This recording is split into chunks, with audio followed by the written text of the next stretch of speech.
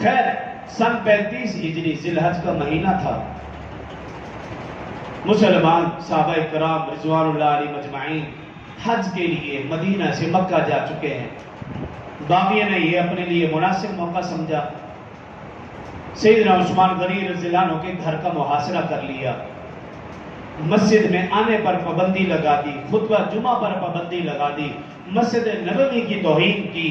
وہ عصا جو رسول اللہ صلی اللہ علیہ وسلم اپنے ہاتھ میں لے کر خطبہ ارشاد فرماتے تھے, پھر اس کے بعد سیدنا ابوبکر رضی اللہ عنہ, سیدنا عمر فاروق رضی اللہ عنہ, پھر سیدنا عثمان غنی رضی اللہ عنہ کے ہاتھ میں عصا آیا. وہ عصا ایک بدبخت نے پکڑا اور اپنے گھٹنے میں مار کے توڑ دیا. اتنی توہین کی اور کھانا پینا بند کر دیا. سیدنا عثمان غنی رضی اللہ عنہ کے گھر کا محاصرہ کر لیا. جو صحابہ کرام وہاں موجود تھے, حضرت علی المرتضی رضی اللہ عنہ, حضرت طلحہ رضی اللہ عنہ, حضرت زبیر